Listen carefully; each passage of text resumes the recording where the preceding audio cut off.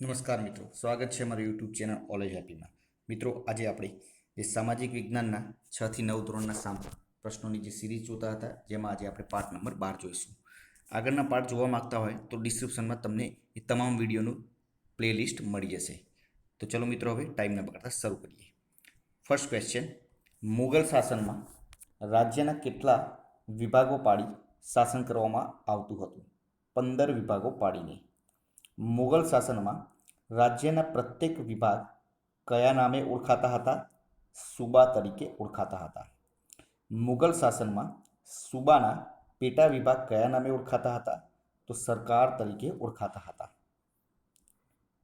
મુગલ શાસનમાં સરકારના પેટા વિભાગને શું કહેવામાં આવતું હતું? તો પરગણું કહેવામાં આવતું હતું. મુગલ શાસનમાં પરગણાનો ઉપરી અધિકારી કોણ હતો? આમિલ. મુગલ શાસનમાં સરકારનો ઉપરી કોણ હતો? ફોજદાર. મુગલ શાસનમાં બંદરો, જકાત, હોડીઓના નિયંત્રણો તથા તેનું દાણ વસૂલ લેનાર કયા નામે ઓળખાતો? મીર બહાર.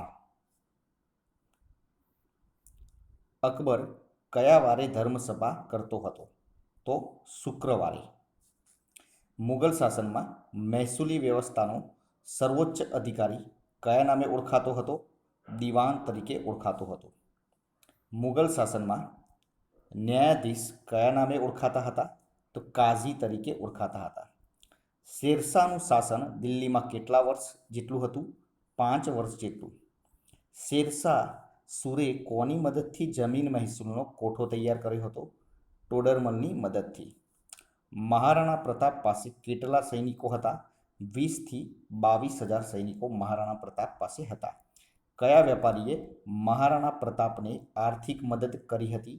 તો ભામાશાહે મહારાણા પ્રતાપને આર્થિક મદદ કરી હતી.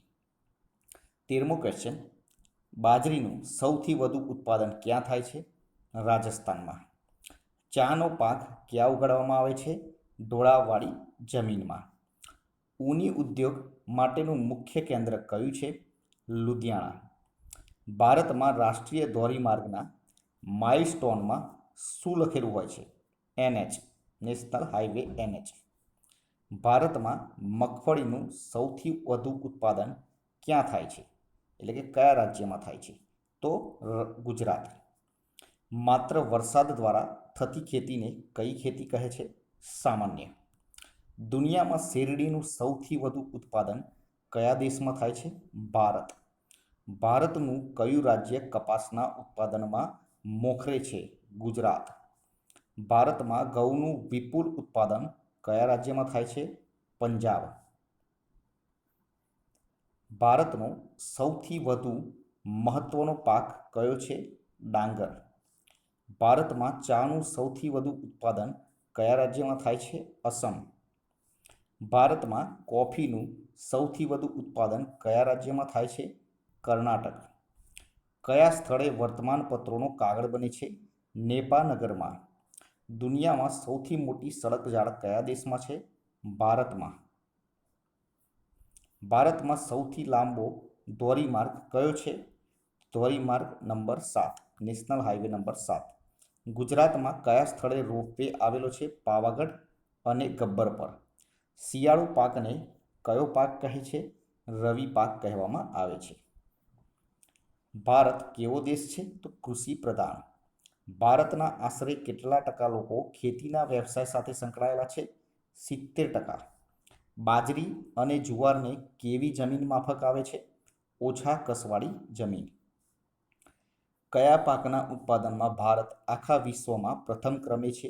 બાજરી.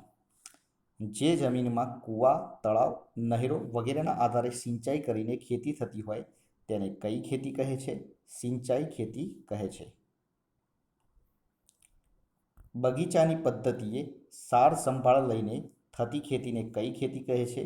બાગાયતી ખેતી. મગફળીમાંથી જ દેશનું કેટલા ટકા ખાદ્ય તેલ પ્રાપ્ત કરવામાં આવે છે? 50%. ભારતમાં કેટલા ટકા ખેતી સિંચાઈથી થાય છે? તો જવાબ થાય 30%. કપાસનો પાક તૈયાર થતાં કેટલા મહિના લાગે છે? 6 થી 8 મહિના. શણનો પાક તૈયાર થતાં કેટલા મહિના લાગે છે? 8 થી 10 મહિના.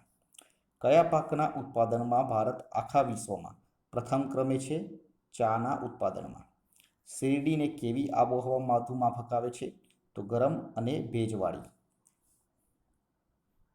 શણના છોડને શામાં ખવડાવવામાં આવે છે? તો પાણીમાં. ઘઉંનો ભંડાર કોને કહેવામાં આવે છે? પંજાબને. ગુજરાતમાં કયા પ્રદેશમાં થતા ઘઉંને ભાલિયા ઘઉં તરીકે ઓળખવામાં આવે છે? તો ભાલ પ્રદેશમાં થતા. કોફીના છોડની શોધ કોણે કરી હતી? કાલ્દીએ. ભારતનું ચોમાસું કેવું છે? અનિયમિત અને અનિશ્ચિત. શાના કારણે ભારતમાં એક કરતાં વધારે પાક વર્ષ દરમિયાન લેવાનું શક્ય બન્યું? તો સિંચાઈથી. હાલ દુનિયાની સૌથી મોટી નહેર યોજના કઈ છે? ઇન્દિરા. મૂડીરોકાણ શ્રમિકોની સંખ્યા ઉત્પાદનના આધારે ઉદ્યોગોના કેટલા પ્રકાર પાડવામાં આવે છે? 3. મૂડીરોકાણ શ્રમિકોની સંખ્યા ઉત્પાદનના આધારે કયો ઉદ્યોગનો પ્રકાર નથી? હલકા ઉદ્યોગ. જે ઉદ્યોગમાં લોકો પોતાના ઘરમાં હાથેથી વસ્તુઓ બનાવે, જેમાં મૂડીરોકાણ ઓછું હોય તેને કયો ઉદ્યોગ કહેવામાં આવે છે? કુટીર ઉદ્યોગ. જે ઉદ્યોગમાં એક કારખાનું હોય, થોડા યંત્રો હોય, વધારે મજૂરો હોય, જેનું મૂડીરોકાણ ગૃહ ઉદ્યોગ કરતાં વધારે હોય તેને કયો ઉદ્યોગ કહેવામાં આવે છે? લઘુ ઉદ્યોગ કહેવામાં આવે છે. તો મિત્રો, આ હતા આપણે આજના ક્વેશ્ચન. વિડીયો પસંદ આવ્યો હોય તો વિડીયોને લાઇક કરી દેજો, ચેનલને સબસ્ક્રાઈબ કરજો અને ડિસ્ક્રિપ્શન લિંકમાં ટેલિગ્રામ ચેનલની લિંક આપી છે તેમાં જોડાઈ જજો. કાલે ફરીથી નવા વિડીયો સાથે મળીશું. જય હિન્દ, જય ભારત.